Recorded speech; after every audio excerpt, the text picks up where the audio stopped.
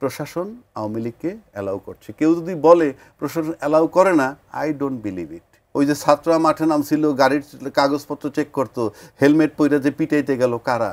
1400 লোক হত্যা করলো জুলাইতে, আর বাকি 14-15 বছর তার আয়না ঘর, বিডিআর হত্যা, শাপলা চত্বর হত্যা, বিনা বিচারে হত্যা, সেই তুলনায় তো কোনো গ্রেফতারি না।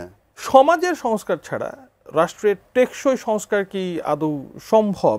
আবার নির্বাচনী ব্যবস্থার সংস্কারের যে কথা বলা হচ্ছে, নির্বাচনী সংস্কৃতির যেই সংস্কারের আলাপ, সেটা কি জরুরি মনে করেন কিনা? ধন্যবাদ আপনাকে এবং এটিএন নিউজের দর্শক শ্রোতা সবাইকে আমার শ্রদ্ধা ও সালাম। আপনি সমাজের পরিবর্তন বলেন, যত পরিবর্তনের কথা বলেন, সংস্কারের কথা বলেন, এগুলো আসে কখন? আপনি যখন মানুষের বিবেক কাজ করে না, তখন কিন্তু আপনি আইনে নিয়ে আসেন। আইন নিয়ে আসেন কেন? ফোর্স করে করানো। আপনার আইনটার প্রয়োজন হলো ফোর্স করে করানোর জন্য। নাহলে যদি আপনি ফোর্স করে না, সবাই যদি বিবেকবোধ থাকতো, চিন্তায় সৎ হইতো, চেতনায় সৎ হইতো, ব্যক্তি হিসেবে ট্রান্সপারেন্ট হইতো, তাহলে তো আপনার এত আইন লাগে না। কারণ আপনি যিনি করাপশন করেন, যিনি অন্যায় করেন না, তিনি কিন্তু জানেন যে কাউকে বিনা বিচারে হত্যা করা যায় না, কিংবা অন্যের হক নষ্ট করা যায় না, মিথ্যা বলা ঠিক নয়, মার্ডার করলে মৃত্যুদণ্ড, সব কিন্তু জানে। তারপরেও কেন করে? এই তারপরে কেন করে আসছে? একটা শ্রেণী পার পেয়ে যায়, আর একটা শ্রেণী ভুক্তভোগী হয়। যারা পার পেয়ে যায় তারা ব্যাংক লুট করে, দুর্নীতি করে, এবং সেই ব্যাংক লুটের টাকা রাজনীতিবিদদের পকেটে যায়, তাদের টাকায় প্রাডো জিপ কিনে ঘোরে। আপনি এগুলা কন্ট্রোল করতে পারবেন না। এখন আজকে যে বিষয়টা আমরা আসছি, সেখানে আপনার শিরোনাম করছেন ভোটের রাজনীতি বনাম সমাজের মন। আপনি একটা জিনিস লক্ষ্য করে দেখেন তো, গত 12 বৎসর আমরা দেখছি, বিগত সরকারের সময় 12 বৎসর কিন্তু বিএনপির মতো এত একটা বড় দল যে নির্মম আচরণ তাদের সাথে করছে, তারা কিন্তু মাঠে নামতে পারেনি। কিন্তু আজকে অলরেডি কিন্তু আওয়ামী লীগ মাঠে নামছে। আচ্ছা, বিএনপি মাঠে নামতে পারেনি, আওয়ামী লীগ মাঠে নামতেছে, এটা নিয়ে আমার মাথা ব্যথা নাই, এটা রাজনীতি। এখন যদি বলেন আওয়ামী লীগ মাঠে নামতেছে কেমনে, বিএনপি নামতে পারে নাই কেমনে, বিএনপি বলবে প্রশাসনের নির্যাতন ওরা পারেনি।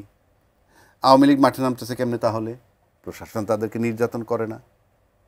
একটা ভেরি সিম্পল তো, আর তো কোনো যুক্তি নাই। আপনার একটা রাজনৈতিক দলের কিংবা সরকারের সবচেয়ে বড় শক্তিটা হলো প্রশাসন। সেই প্রশাসন 16 বছর বিএনপিকে মাঠে নামতে দেয়নি। আর সেই প্রশাসন রদবদল, অমুক তমুক, আমরা নানান সংস্কারের কথা বলতেছি, কিন্তু আওয়ামী লীগ মাঠে আছে। ব্যাপকভাবে না থাকুক, মিছিল হচ্ছে। তার মানে কি? প্রশাসন আওয়ামী লীগকে অ্যালাউ করছে। কেউ যদি বলে প্রশাসন অ্যালাউ করে না, আই ডোন্ট বিলিভ ইট। আমাকে আপনি যতই বুঝান, কারণ আপনি ওই কাগজে কলমে যুক্তি দিয়ে বুঝাবেন, কই আমরা তো বাধা দিচ্ছি না। কিন্তু আওয়ামী লীগের যেই মিছিলের কথা বলছেন বা জনসমাবেশের কথা বলছেন, প্রশাসনিকভাবে এখন পর্যন্ত যে ব্যবস্থা নেওয়া হয়েছে, আপনি তাতে সন্তুষ্ট না, সেটা ঠিক আছে, কিন্তু এই যে সহযোগিতা করছে এমন কোনো কথা কি বলছেন? আপনি আমাকে বলেন না তো, বিএনপি মাঠে নামতে পারলো না এতদিন, এরা না মাঠে নামে কেমনে? সাংগঠনিক দুর্বলতার কারণে হয়তো। বিএনপিকে বাধা দিত কারা বলেন? পিটাই তো কারা?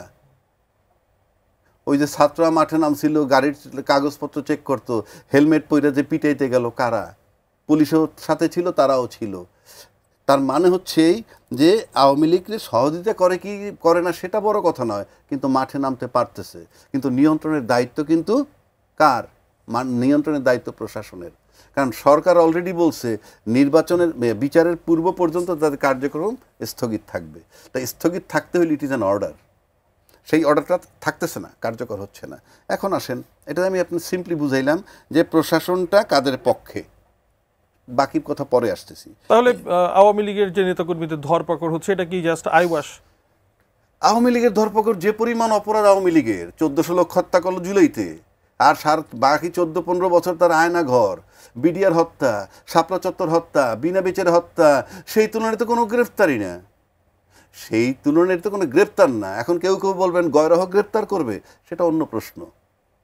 এই যে আপনি আসামি খুঁজে পাচ্ছেন না, ধরতে পারছেন না, এটা কার দুর্বলতা? সরকার তো একটা ব্যক্তি, কাজটা তো প্রশাসনের। এইবার আসেন, ভোটের রাজনীতি বনাম সমাজের মন। ভোটের রাজনীতি মানে নির্বাচন ঘোষণা করছে, ফেব্রুয়ারিতে নির্বাচন হবে, সুতরাং সব দল এখন ভোটের মধ্যে আছে।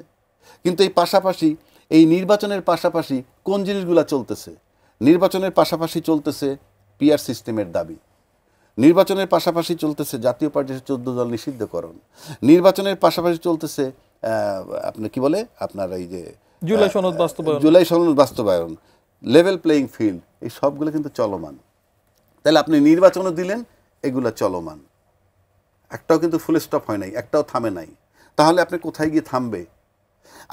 আমরা যে দীর্ঘ এই সরকার আসার পর এই সব বিষয়গুলো তো সংস্কার হওয়ার কথা, এই সব বিষয়গুলো তো এনশিওর হওয়ার কথা। আমি একটা এক্সাম্পল দিয়ে বুঝাই দিলাম যে আওয়ামী লীগ মাঠে নামতেছে, এই আওয়ামী লীগ মাঠে নামতেছে, কোঅপারেশন প্রশাসনে যদি না হয় নামতে পারবে না। তাহলে আপনি নির্বাচন করতে যাচ্ছেন, যারা নির্বাচন করতে যাচ্ছেন কনফিডেন্স নিয়ে, তাদের কনফিডেন্সটা কেন হইল? প্রশাসন তাদের 12 বছর নামতে দেয় নাই, সেই প্রশাসন আছে যাদের বদলে মাঠে নামতেছে আওয়ামী লীগ। সেখানে আপনার নির্বাচনের ভরসাটা কেন? নির্বাচনের ভরসা হলে বাংলাদেশে দ্বিদলীয় শাসন। আবু হেনা রাজ্যে কি ধরেন গত 18 মাসে যদি প্রশাসনে কোনো সংস্কার না এসে থাকে, তাহলে এই যে বলা হচ্ছে যে 749টি বিষয়ে একমত হয়েছে, সেগুলোর সংস্কার হবে, আমরা একটা নতুন ভবিষ্যৎ দেখছি, তাহলে এই বাস্তবতাটা কিভাবে ব্যাখ্যা করবেন? হ্যাঁ, সেটাই বলতেছি। 1 নম্বর আপনি যেটা বললেন সংস্কার, আমার ব্যক্তিগত ওপিনিয়ন যদি আপনি নেন, তাহলে আমরা 5ই আগস্ট যেখানে ছিলাম ঠিক সেখানে বসে আছি। জাস্ট 5ই আগস্ট যাওয়ার পর যেখানে বসেছিলাম সেইখানে বসে আছি। কেন? কোনো সংস্কার হয় নাই। সংস্কারের প্রস্তাব দিছে, আর যে কতগুলো আইটেম বললেন যে এতগুলোর সাথে একমত হয়েছে, এই এতগুলো একমত হওয়ার কোনো অর্থ নাই তো। এতগুলো একমত হইলে আপনার এইগুলো তো রয়েই গেল। আপনার level playing field issue, PR পদ্ধতির ইস্যু, জাতীয় পার্টি নিষিদ্ধকরণ ইস্যু, আগে সংস্কার বিচার তারপরে নির্বাচন সেই ইস্যু, শাপলা মনোগ্রাম না পাইলে পরে নির্বাচন করতে দিব না, এই ইস্যুগুলো আছে না? তার মানে কি? তার মানে তো ইলেকশন প্রধান খুব স্মুথলি যাচ্ছেন, তা কিন্তু নয়। এবং আপনি দেখেন যে তোড়জোড় আপনার আমার দেখার কথা নির্বাচন নিয়ে, আপনি সত্যি করে বলেন তো আদৌ কি তা দেখছেন না? কেন? ওই যে বললাম 5ই আগস্ট যেখানে আমরা ছিলাম ঠিক সেই জায়গাটাই আছি, আর যেগুলোর সাথে একমত হইতে কইছেন তার সাথে কিন্তু এইগুলা নাই। তাহলে কি 5 আগস্টের আগে যে ধরনের নির্বাচন আজকে নির্বাচনের সেম জিনিস হবে? আমি আপনাকে বলে দিচ্ছি, যেটা বলতেছিলাম দ্বিদলীয় শাসন ছিল আগে, আওয়ামী লীগ বনাম বিএনপি, ঠিক এই মুহূর্তে মাঠে কিন্তু শুধুই বিএনপি। আমি ভোটের রাজনীতির কথা বলছি। সেই ভোটের রাজনীতিতে মাঠে বিএনপি ছাড়া কেউ নেই। তাহলে আলটিমেটলি কি হবে? একদলীয় শাসন হয়ে যাবে। এখন পিআর পদ্ধতি কথা বলছে, তার আগে আপনি আরেকটা জায়গায় আসেন। এই যে সংস্কার কমিশন এবং ঐক্যমত্য কমিশনের সাথে গিয়ে যারা বসতেছে, যে কয়জন লোক বসে, তারা কতজন লোক রিপ্রেজেন্ট করে? আপনি কিন্তু বলছেন ভোটের রাজনীতি বনাম সমাজের মন। সমাজের মন বলতে আমি এখানে ভোটারের মন ধরে নিলাম। সমাজের মন বলতে ভোটারের মন, কারণ নির্বাচনের সাথে ভোটার একটা ফ্যাক্টর। তাহলে আপনি যে সংস্কারের যে বৈঠকগুলো হচ্ছে, ঐক্যমত্যের যে বৈঠকগুলো হচ্ছে, তাতে যে লোকগুলো ওখানে গিয়ে রিপ্রেজেন্ট করতেছে, সেই লোকগুলা কতজন জনগণকে রিপ্রেজেন্ট করে? তারা তো 18 কোটি লোক, 100 ভাগ জনগণের সমর্থন রিপ্রেজেন্ট করে না। প্রত্যেকটা লোক যারা দলের, প্রত্যেকটা দলের বাইরে তার কোনো রিপ্রেজেন্টেশন নাই। যেই দলের সাথে যে পরিমাণ জনগণ সম্পৃক্ত, তারা ঠিক সেই পরিমাণ রিপ্রেজেন্ট করে। সেই হিসাবে আওয়ামী লীগ এখন মাঠে নাই। আওয়ামী লীগের যদি আমি গরিবানা মতে 20% ভোটও ধরি, সেই 20% রিপ্রেজেন্ট ওখানে নাই। আমি বলছি না তার রিপ্রেজেন্ট রাখা উচিত কি উচিত না, আমি জনগণরে বলছি। আর অন্য যে দলগুলো আছে তার ভিতরে 2টা বড় দলের কেউ হয়তো 30% আছে, আর একজনের 10% আছে, তাহলে 40।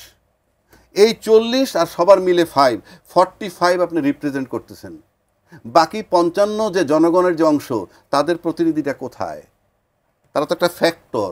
আপনি ভোটে জিততে হইলে ওই ভোটগুলোর থেকেই ভোট লাগবে। দলীয় ভোটে কেউ জিতবে না। যার যার নিজ নিজ দলীয় ভোটে বাংলাদেশের ইতিহাসে কেউ ক্ষমতায় যায়নি। ওই সুইং ভোট যেটা, তারা তো এখন আজকে 55 থেকে 60% হয়ে গেছে আওয়ামী লীগ সহ। তাহলে আপনি সেই ভোটগুলা যে যাবে, কোথায় যাবে? 2টা দল তাদের কাছে পরীক্ষিত, 2টা দলই তার কাছে পরীক্ষিত। সেই ভোটগুলা কোথায় যাবে সেটা ডিকটেট করার জন্যই তো এত আলোচনা, এত এই ঐক্যমত্য কমিশনে সবাই মিলে প্রতিনিধি কোথায়? আপনি তো রিপ্রেজেন্ট করছেন 40%। তাদের মাইন্ড আপনি কিভাবে বুঝবেন? তারা নির্বাচন চায় কি চায় না, তারা পিয়ার পদ্ধতি চায় কি চায় না। আর এই মুহূর্তে তো আসলে ইলেকশন অনুষ্ঠান করা ছাড়া তো বোঝাও, যদি ভোটার টার্ন আউট হয় হয়তো বা বোঝা যাবে যে হ্যাঁ তারা চেলো বা এই ইলেকশনটাকে তারা গ্রহণযোগ্যভাবে নিচ্ছে। ভোট তো দিবেনই, ভোটার আমি তো বললামই, ভোটে যদি যান আপনি তো সেই অ্যাডমিনিস্ট্রেশনে, সেই সিচুয়েশনে, সেই ভোটে যাচ্ছেন। যারা ভোটের জন্য এখন আপনি জাজ করতে যায় বারবার, সে দেখছে আমার সামনে কোনো প্রতিদ্বন্দ্বী নাই, এবং প্রতিদ্বন্দ্বী নাই বইলে নাইলে আপনি আওয়ামী লীগ মাঠে নামতেছে, বিএনপি 12 বছর মাঠে নামতে পারেনি, এটা দিয়ে আপনি প্রশাসন বুঝতে পারতেছেন এখনো। তো সেই প্রশাসনের অধীনে অতীতে আপনি নির্বাচনে গেলেন না লেভেল প্লেইং ফিল্ড ইস্যুতে, এখন একদম নিশ্চিত যে সমস্যাটা পয়েন্ট আউট করেছেন, আমার মনে হয় সেই সমাধানও আপনার কাছে আছে।